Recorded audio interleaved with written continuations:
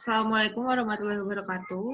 Perkenalkan, nama saya Lutfia Swastika Dwipa, NIM 21010 117 140 11A 114. Pada video kali ini, saya akan membahas mengenai studi kasus value engineering di tulisannya Avenue Interchange. Pada pembahasan kali ini, yang dibahas adalah yang pertama adalah latar belakang, kemudian tahap informasi, tahap analisis fungsi, tahap kreativitas, tahap evaluasi, dan terakhir adalah kesimpulan atau penutup. Latar belakang. Jadi tujuan dari proyek ini adalah untuk menghapus persimpangan TH7 dan Louisiana yang ada di Avenue di Stanislaus Park dan menggantinya dengan persimpangan yang terpisah. Perbaikan akan mencakup jalan pejalan kaki dan sepeda bersama dengan konfigurasi ulang lokal jalan depan untuk meningkatkan mobilitas ke koridor TH7 dan Louisiana Avenue. Proyek ini dianggap penting untuk memenuhi kebutuhan transportasi dan keselamatan pengguna jalan, serta diperkirakan untuk akan berkurangnya konflik lalu lintas bepergian. Kemudian kedua ada tahap informasi. Pada tahap ini dilakukan pencarian data sebanyak-banyaknya mengenai desain dari proyek integrasi transit antar moda di California, Amerika Serikat.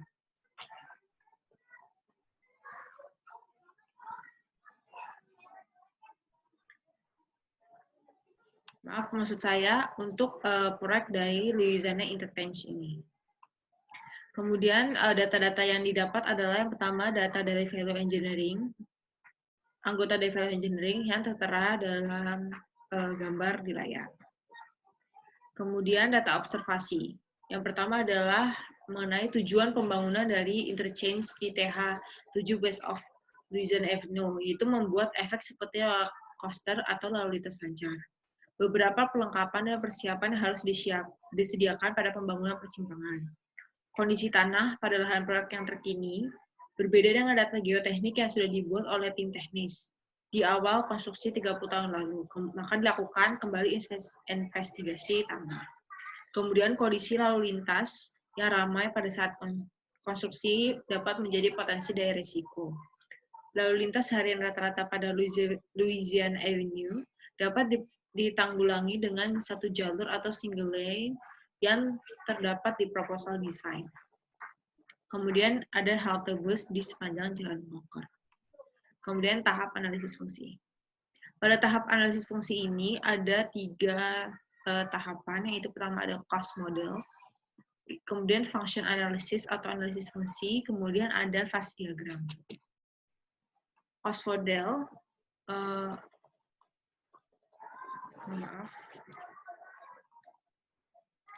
cost model berfungsi untuk mengidentifikasi penghematan biaya melalui perbandingan basic cost dan actual cost.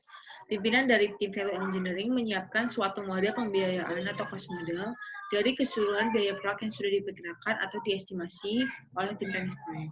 Dari cost model ini bisa diketahui berapa persen pembiayaan dari bagian atau segmen pada keseluruhan proyek. Cost model ini bisa menjadi pedoman bagi tim value engineering untuk menentukan bagian atau segmen mana yang dapat dilakukan value engineering-nya.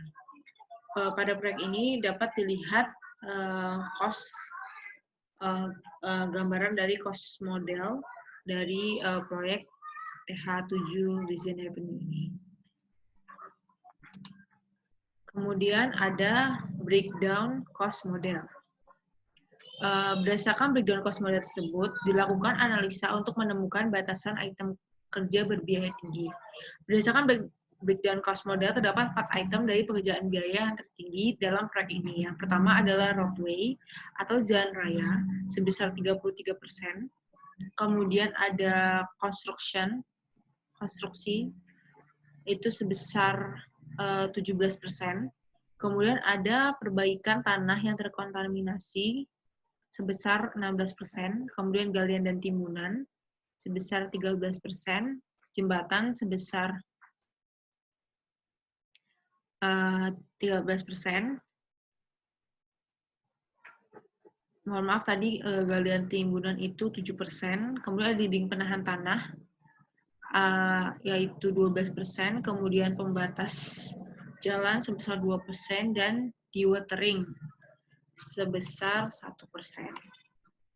Kemudian tahap yang selanjutnya adalah analisis fungsi. Analisis fungsi pada proyek berfungsi untuk mengidentifikasikan fungsi-fungsi yang tidak perlu dan menganalisa ke dalam perbandingan cost atau worth yang menunjukkan tingkat keberadaan biaya yang tidak diperlukan. Analisis fungsi juga diperlukan agar tim teknik dari value engineering dapat mengetahui dari awal original design menuju ke konsep fungsi, yaitu suatu desain proyek.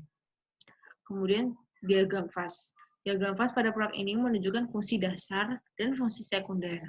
Fungsi dasar dari proyek ini yaitu mengurangi konflik, meningkatkan mobilitas, dan membuat akses. Fungsi sekunder dari proyek ini yaitu pembangunan interchange dan tahapan konstruksi. Fungsi setiap objek didasarkan dari hasil terbaik, baik dari hal biaya maupun peningkatan kinerja setiap bagian proyek. Kemudian yang selanjutnya adalah tahap kreativitas. Pada tahap ini, tim value engineering mendapatkan dan mengembangkan rekomendasi sebaik-baiknya untuk memenuhi fungsi utama dari hal yang dikaji. Yang pertama, ada beberapa rekomendasi, seperti metode pelaksanaan jembatan, dapat menggunakan beton precast untuk bangunan substructure dan superstructure-nya. Kemudian untuk perbaikan tanah, metode perbaikan tanah dengan penggalian tanah dalam untuk tempat peletakan file yang digantikan dengan material tanah baru yang lebih baik. Kemudian metode perbaikan tanah dengan mengecor beton di dalam tanah dengan material agregat batuan, dan lain-lain. Kemudian ada mengenai struktur penahan tanah, bisa menggunakan geoform untuk isian dalam dinding penahan tanah. Untuk tiang pancang, ada rekomendasi untuk melakukan pembaratan tanah terlebih dahulu sebelum pemancakan. Digunakan tulangan pada tiang pancang yang sesuai. Kemudian selain itu ada rekomendasi mengenai bundaran, median barrier, diamond interchange, ramp atau segmen jalan yang masuk ke jalur utama, tree span structure, dan ramp pada jalan frontage cul-de-sac atau kemudian tahap evaluasi. Pada tahap ini, tim value engineering mengetahui atau menilai dari rekomendasi yang tersedia dengan membuat kelebihan dan kekurangan dari setiap jenis pekerjaan yang dilakukan. Pada tahap ini juga, tim value engineering membuat value matrix dari setiap segmen pekerjaan pada proyek. Contohnya, seperti yang terlihat pada tabel di layar ini, untuk metode pelaksanaan jembatan, ada kelebihannya, efisien dalam waktu pelaksanaan. Tadi kan rekomendasinya adalah dengan precast ya.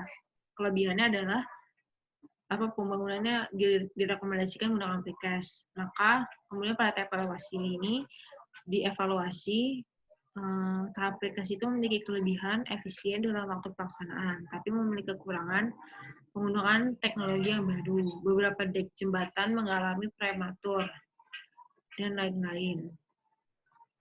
Kemudian untuk ground improvement juga memiliki kelebihan dan kekurangan. Kemudian juga struktur penahan tanah memiliki kelebihan dan kekurangan. Dan selanjutnya ada tiang pancang. Tadi kan disarankan untuk melakukan pengerasan terlebih dahulu pada tanahnya. Kelebihannya di sini adalah mengurangi lalu lintas pengangkutan galian timbunan. Biaya terjangkau pada pekerjaan overbase, tapi memiliki kekurangan, yaitu polusi suara akibat pekerjaan fondasi pancang, membutuhkan dinding turap yang digunakan dalam konstruksi jembatan.